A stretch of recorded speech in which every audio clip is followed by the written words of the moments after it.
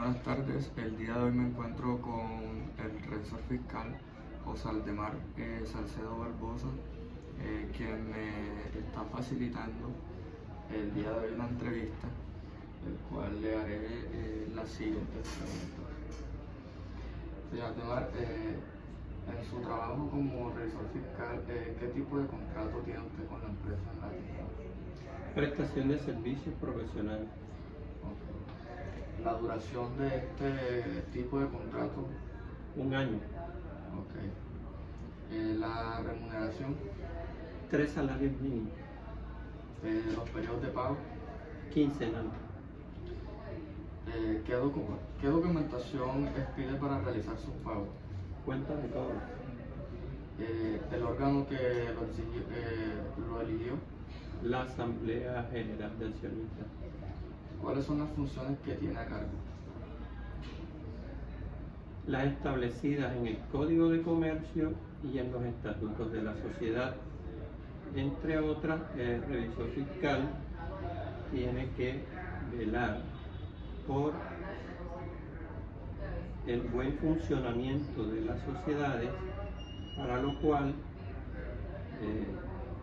debe estar pendiente de todos los cumplimientos normativos que le aplican a cada sociedad dependiendo del entorno donde se desenvuelva y su objeto social. Entonces, el revisor fiscal está enmarcado en la función que le establece tanto el Código de Comercio como las normas que estén relacionadas a ese tipo de actividad económica. Entonces, las funciones que tiene el revisor fiscal, por ejemplo, en el sector transporte, no van a ser las mismas que tiene el revisor fiscal que está en una empresa dedicada al sector salud, porque van a tener unas normas adicionales que le exigen que verifique el cumplimiento de esas normas. Entonces, por ejemplo, las empresas de transporte están regidas dentro de un marco normativo para transporte básico, transporte especial y transporte de carga. Entonces, dependiendo en dónde esté marcada la sociedad, el revisor fiscal debe tener conocimiento de esos sectores para poder ejercer sus funciones como revisor fiscal dentro de la sociedad, porque tiene que estar pendiente del cumplimiento de las normas. Okay. Señor Aldemar, ¿cuáles son los informes que usted debe presentar?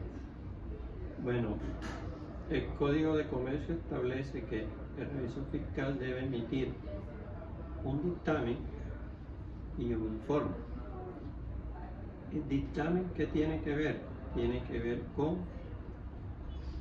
dar fe pública sobre la veracidad de los estados financieros que emite esa sociedad para darle seguridad tanto a los usuarios de sus estados financieros como a los órganos de control y los socios. Entonces,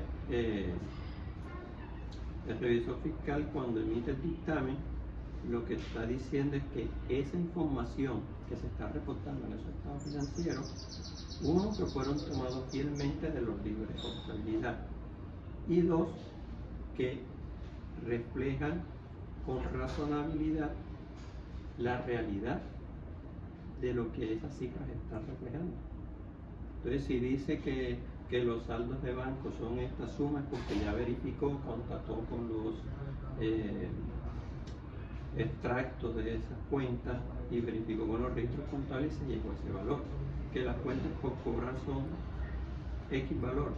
Tiene que verificar de que primero que existan esas cuentas por cobrar, que estén documentadas y se tenga cómo hacerlas efectivas. Entonces, lo que hace es dar fe pública sobre esos estados financieros. Y adicionalmente tiene que emitir un informe en donde diga que los sistemas de control que tiene establecida la empresa para llevar a cabo sus actividades y desarrollo de sus operaciones se están cumpliendo dentro del ejercicio diario de las operaciones de la sociedad. Y también se debe decir en ese informe si la empresa le está dando cumplimiento a normas específicas que le hacen referencia en las leyes a que el revisor fiscal debe referirse. Por ejemplo, que la sociedad, que los administradores de la sociedad no están entorpeciendo la libre circulación de las facturas de los proveedores ni de las facturas que emiten para que estas puedan ser negociadas. Eso lo establece una norma y el revisor debe verificar que eso se esté cumpliendo. Entonces, dentro del informe debe hablar sobre el control interno, sobre el cumplimiento normativo, sobre el cumplimiento de los aportes a la seguridad social, verificar que el administrador de la sociedad le haya dado cumplimiento a las normas de derecho de autor y otras normas que le sean aplicables de acuerdo al sector donde se encuentra la sociedad. Entonces, emite el dictamen y emite el informe. Dentro de la emisión de los informes, el revisor fiscal puede optar por hacer un informe integrado o hacer dos informes por separado. El dictamen y el informe por separado. Entonces ya es opción del revisor fiscal si los emite en conjunto o separado. Ok. Señora Ademar, ¿qué es el dictamen del revisor fiscal en sí? Es el informe en donde el revisor fiscal está dando a conocer sobre la razonabilidad de esos estados financieros y el cumplimiento que se le haya dado a las normas que debe aplicar la sociedad para emitir esos estados financieros. Todo tiene que estar soportado con evidencia. De hecho, el revisor fiscal debe tener archivos de evidencia de lo que hizo para llegar a dictaminar esos estados financieros. Y lo que haya dicho en ese dictamen debe estar soportado documentalmente. Y ese archivo documental tiene unas fechas en que también se debe cerrar para efectos de salvaguardar esa información. Okay. Señor Ademar, ¿usted utiliza papeles de trabajo? Sí. En caso de estos, ¿son propiedades de quién? Los papeles de trabajo son propiedad del revisor fiscal. En casos especiales que las autoridades lo requieran, se le debe hacer llegar a la autoridad competente. Pero se le hace llegar una copia. Una copia de los archivos. Porque eso tiene una reserva. O sea, si un socio viene y te dice, mire señor revisor fiscal, muéstreme sus archivos de trabajo, el revisor fiscal no lo puede hacer, a menos de que la administración autorice que se le entregue esa información a un socio, porque son documentos reservados, ustedes no son de libre circulación. Las opciones que ha emitido como revisor fiscal son limpias, con salvedades, desfavorables o adversas, denegación o abstención de opinión. Bueno, en los últimos 10 años los dictámenes han sido sin salvedades. Para el estado financiero del 2022 se hizo 2 salvedades en el dictamen porque hay cumplimientos normativos en la elaboración del estado financiero que no se dieron cumplimiento en los estados financieros que se auditaron.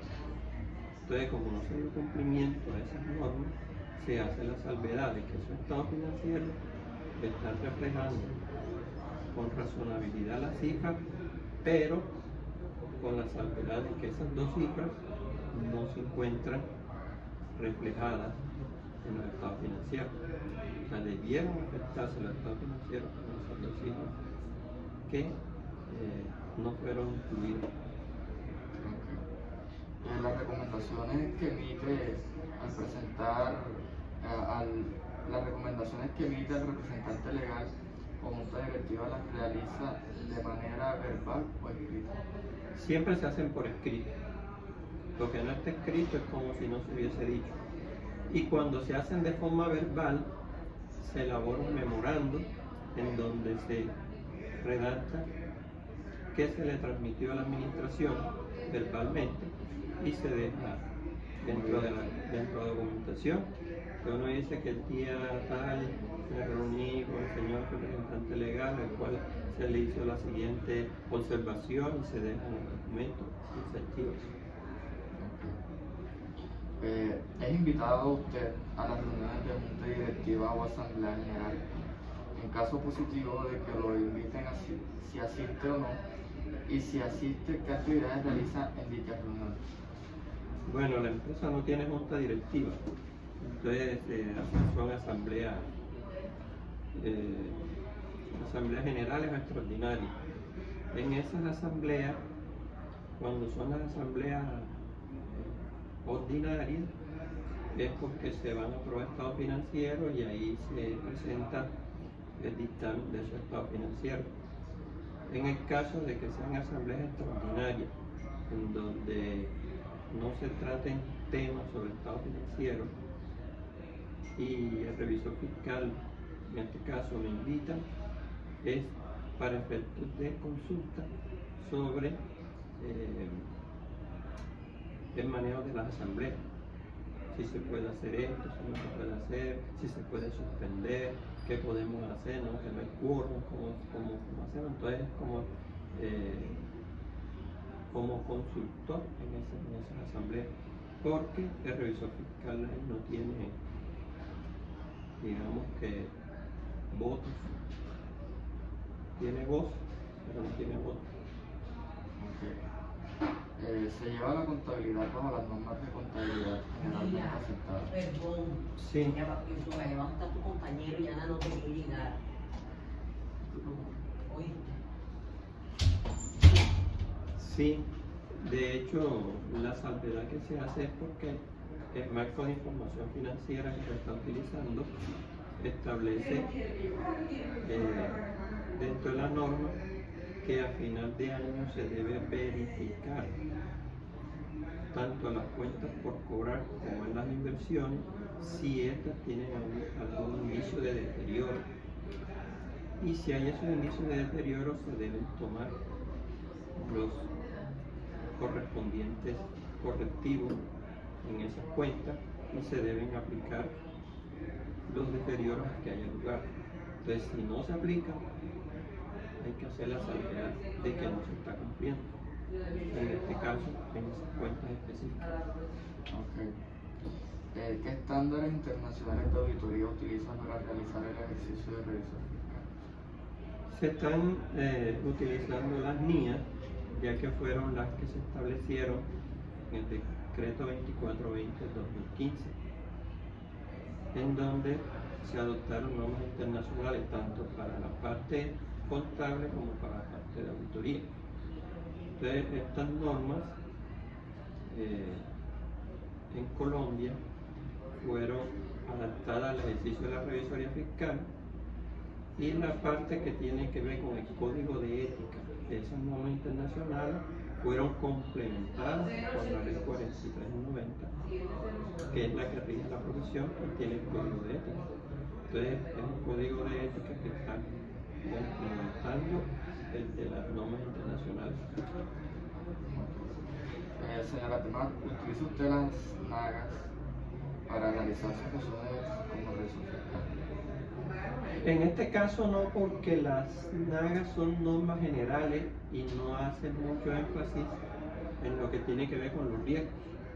Y ya hoy en día se está trabajando eso, más que todo minimizando riesgos. Entonces, en las normas internacionales, en las NIA, sí se maneja ya la parte de riesgo y vienen los procedimientos establecidos dentro de la norma. En las NAGAs no, las NAGAs están de forma general, entonces por eso no se aplica. ¿Qué aplicación da usted al artículo 35 al 37 de la ley 43 de 1990 y lo preceptuado al respecto con los estándares internacionales? Lo que te decía, la ley 43 del 90 es complementaria al decreto 2420, donde se incluyen las NIA, y esos artículos hacen referencia a lo que tiene que ver con del código de ética. Entonces, ese código de ética que está en esa ley no está en las mías. Entonces, por eso es complementario a ese decreto. Porque, entre otras cosas, la figura de revisor fiscal no existe en todo el mundo. Es casi que una función exclusiva en Colombia. Entonces, tiene una normatividad que trasciende las normas internacionales. Si uno mira, las normas internacionales son más limitadas a las normas que aplica para la revisoría fiscal en Colombia. Entonces uno aplica norma internacional más las normas locales que le aplican a la profesión. Entonces, si tú estás en otro país, esa figura de revisor fiscal no existe. En Argentina tiene el síndico de cuentas, pero no tiene esas funciones que tiene el revisor fiscal. Incluso los estados financieros en otros países ni siquiera lo firma el contador, lo firma el administrador. Entonces hay una normatividad local que es como más exigente a la profesión de revisor fiscal aquí en Colombia que fuera de Colombia. Entonces, eso es como el código de ética. Señor Aldemar, ¿cuál ha sido su colaboración con las entidades de control en el ejercicio de la revisión fiscal y la revisoría fiscal? Bueno, en particular en esta empresa me tocó con la Superintendencia de Sociedades un caso en donde se abrió investigación a un administrador y cuando llegan los funcionarios de la superintendencia a quien le solicitan información en la revisión fiscal. Entonces a mí me toca hacer un resumen de todas las actividades que hace la empresa y cómo las hace y qué hay pendiente, qué no hay pendiente, y toca entregar toda esa información a los funcionarios de la superintendencia, porque los informes que emite revisión fiscal se van a todas esas entidades de control, por lo menos aquí se van a la Superintendencia de Puertos y Transporte, para el Ministerio de Transporte, pero la Superintendencia de Sociedades en esa época podía hacer control societario y ellos llegaron a hacer una investigación por control societario.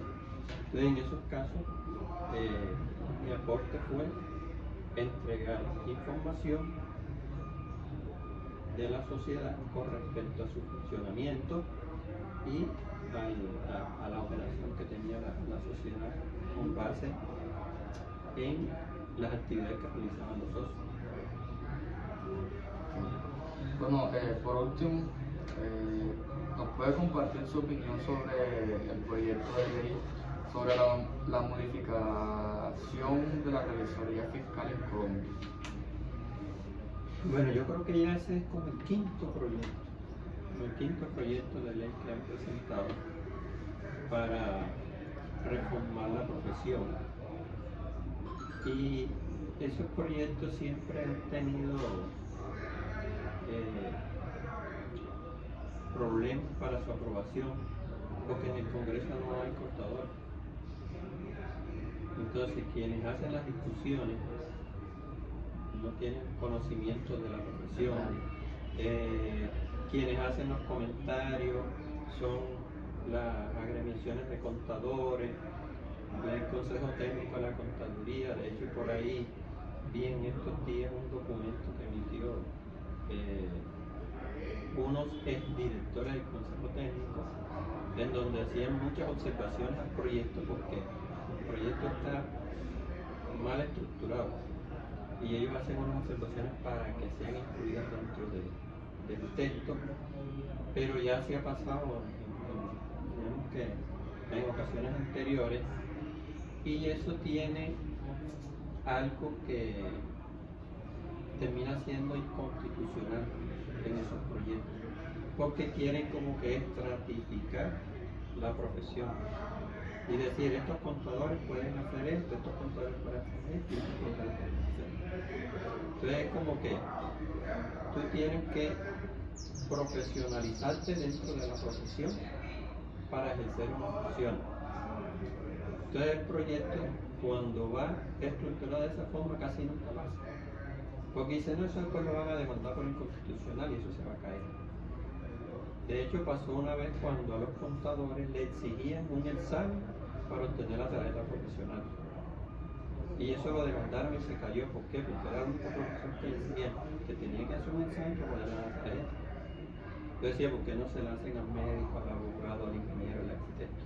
Entonces, por el derecho de igualdad, eso se cayó. De hecho, tengo un poco de amigos que tuvieron que hacer examen para que les den la tarjeta. Entonces, acá el proyecto también contempla lo mismo, de que cada cierto periodo tú tienes que presentar un examen para poder seguir ejerciendo en las funciones que tú quieres seguir ejerciendo, si estás en la revisión fiscal, si estás en contabilidad o si simplemente quedas siendo un auxiliar. O sea, eso es más que todo como categorizar al contador. Exacto. Con su Te estratifican. te estratifica. Entonces eso hace que el proyecto casi siempre termine archivado y no tenga un final feliz. Porque te digo que este creo que es el quinto proyecto que presento y nunca pasa. O sea, siempre llegan a las discusiones y a pesar de que no hay contadores ni nada, sí hay agremiaciones que van y se presentan en las discusiones, pero no tienen de oriente allá. Allí en el Congreso había un solo contador que era el de la Comisión de Presupuesto y ya estaba tan viejito que se murió. Víctor Canal Bar, era por allá como de sal. Y ya murió el señor y no quedaron contadores. Porque los contadores no son políticos. Por ahí estuvo aspirando el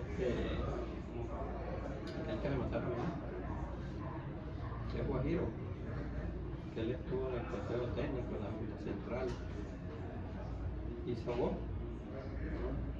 No llegó, tiene un hijo que es concejal. No recuerdo ahora mismo. Él dicta clase en SECAR en posgrado. No me acuerdo cómo se llama. Él es contador.